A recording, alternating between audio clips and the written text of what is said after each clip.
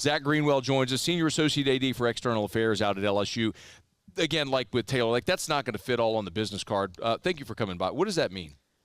A little bit of everything right now in this new world. We were talking a minute ago, like Chief Comms Officer is on the end of that title too, and right now that's a pretty small amount of what I do just because we're living in this new world.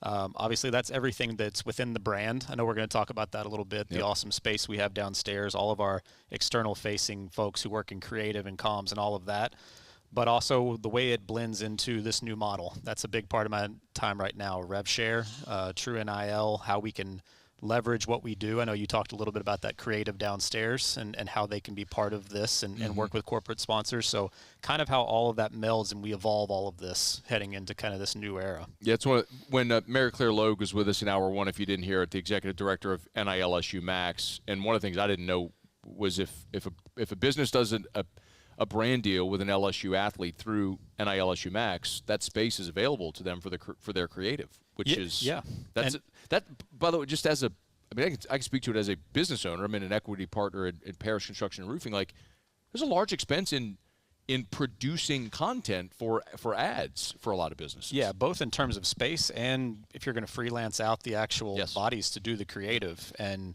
that's something that, to be totally honest, we have the luxury of having the staffing to be able to accommodate that. I know a lot of places, my colleagues would love to be able to have their creatives and more involved in that, but they have smaller staffs and they're really deep in just the team needs on the day-to-day. But we're very blessed here to have people who really believe in the brand power of this, and we've got people understanding that if they want to be involved in where this business is going and be able to show their value and their worth, there's no better way to do it than be tied to helping these athletes build their brand and help them drive more dollars through NIL. We've used the word brand, and we know when we say the brand, that's actually an entity that you all launched earlier this year. For those that don't remember, might have missed it, or wondering, like, when we say the brand, we're not just using that flippantly. Like, I guess it's not an LLC, but it's an entity here. It's titled the brand. Why don't you explain what's all under that umbrella? Yeah, so everything really from a brand building, communications, I'll just tell you who all is in it, I guess. That's probably the easiest way to do it. Communications, social media, photo, video, graphic design, NILSU is obviously housed in there, marketing, broadcast operations. Pretty much anything that's going to elevate the brand of LSU is housed within that. Obviously, a lot of those groups previously worked together, but something we really heard a lot was that those groups wanted to feel like they were driving in one direction. Some of them were separated by geography. They were in different buildings. Having everybody now downstairs in one cohesive space, it's been renovated. It's beautiful down there. It's turned into the main hub for recruiting. That's been really, really nice to see. Not just with, our sports outside of football. Football actually is coming over here. They did their official visits this summer over here in the brand. They did their photo shoots over there. Football teams don't come out of their facilities very often. So I took that as a really, really good sign that they saw the value. They could do that down here. They could enjoy the stadium. But, all of that falls under that umbrella, and all the big things that happen in the LSU sphere, right? Like, Paul Skeens is on the cover of a video game. Somebody's at an award show. All these things that aren't also just wins and losses. We wanted a way to be able to funnel those into something to show the true brand power. And it's been great. It's been catching on. There's been a ton of buy-in from athletes and from our staff. Do you think – I really think there was this seminal moment and I know you weren't here in 2019 with the football team when they had the hype videos. And that whole season was this just giant wave of momentum. But from that moment, it was like, I mean, you had more people watching those hype videos on a Thursday than were watching like network TV at 7 p.m. I mean, it's insane when you think about the eyeballs, but that maybe exposed the opportunity, the real opportunity there that's never really stopped. So, I mean, you talk about Paul Skeens, who's no longer an LSU student athlete, but being on the cover of a video game is something that LSU still capitalize on? Yeah, absolutely. I mean, we sell that nonstop. These athletes now want to know how they can be a well-rounded person and how they can be bigger than just the sport. We are the best in the country at being able to show them how you can be successful beyond just what happens in college sports and how we'll set you up for that. yeah, there's no doubt that that's a big selling piece now. Zach Greenwell is with us here, Senior Associate AD for External Affairs. I do want to talk about the NIL rev share space, which is why we're here, why this event is happening here tonight. So I guess, from your seat, why is this event here tonight important? Well, I think you heard Taylor and Mary Claire say it earlier. I caught a little bit of what they were able to talk about.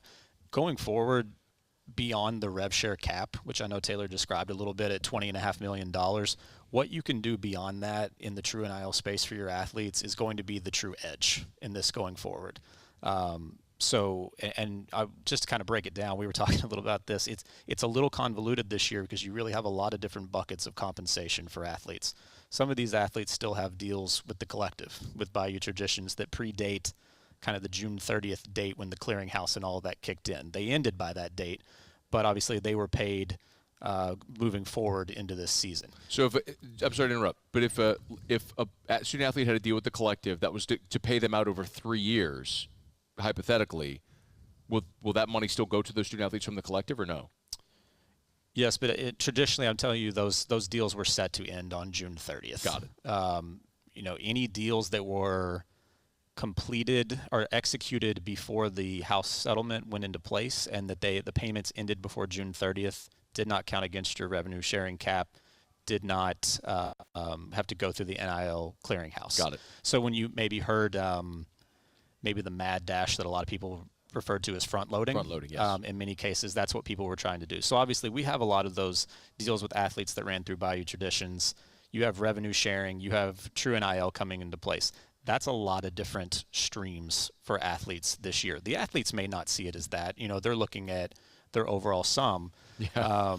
But that's a lot to juggle. And obviously the true NIL piece is not guaranteed. That's not legal still. But we can make projections on fair market value and try to gauge what somebody might be worth. And then obviously Mary Claire and Clay Harris and that whole group, they have their own goals as well to externally help with this. And beyond what they can bring from a corporate part with Playfly, Taylor Jacobs, Kiva Soil, all of those people are still heavily involved too in trying to bring these deals to life. So that is a lot to juggle right now, but that's kind of the goal. How do you take all those pieces, look at one overall picture, kind of what a payroll overall looks like for the 25-26 season?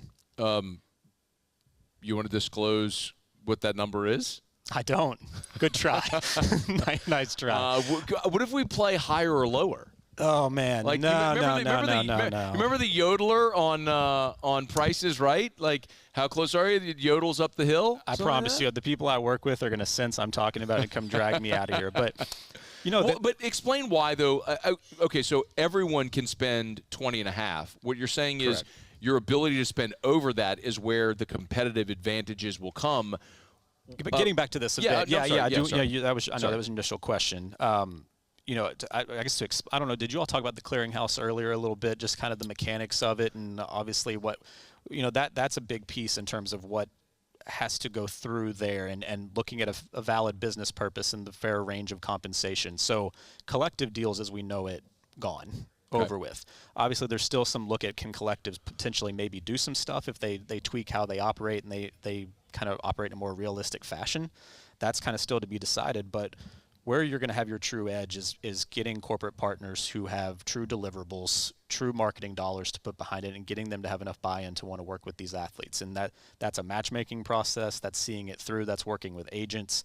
And, I think this event tonight is going to be great, and it's a good chance for them to hear just how important this is for them, but also, the benefits they can get.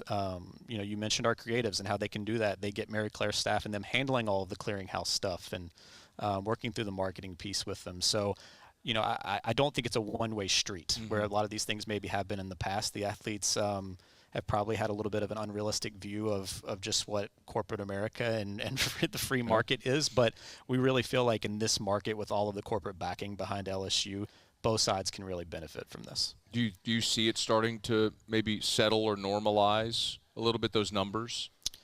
I think we're still learning what that market is going to be. Yeah. There is going to be, just to be totally honest, there's going to be a little bit of a reckoning next year, mentioning that front load, of, with that not on the table next year, what does the market look like, right? I don't know that everybody can fully make that up in true NIL, but I think we have to see just how far you're able to provide opportunity beyond that. So I think it's going to take a little bit of time into this year for us to actually kind of see the market stabilize and see, can teams, can programs, can sports get past the pressure of where we were and stabilize to what the market actually is. Yeah. If we're short on time, but if a business owner is hearing us, maybe they can't make it here tonight for this event, but they're interested, they want to do more, learn more, what do they do? Reach out to Mary Claire and Taylor with NILSU through all of our social channels. Go on to LSUsports.net. You can seek out both Mary Claire's NILSU Max and the PlayFi opportunities, but also still getting, like I said, with our NILSU staff. All of us are pulling in the same direction. The goal out of all of this is to increase the monetization for athletes as much as we can. We're doing that in a lot of ways. It's the brand, it's these deals. Everybody's pulling in the same direction because that's how we get the most elite players. That's how we win. Yeah, it's a fascinating time. You've always, to win at the highest level, you've always had to have resources. Yeah. But those resources typically were paying the best coaches and facilities, and it's just there's a new bucket now. And you got to be able to maximize it. And it all matters. Those things still matter. Yeah. Your tradition, your relationships, they truly do matter. They have to go hand in hand with the money now. Having both is how you can be the most successful at the height of college sports. Zach Greenwell, thank you. Absolutely. Thank you for being here. I'll get that number on. Hey, thanks so much for watching. Please leave your comments. I love to interact. And be sure to hit the red subscribe button below.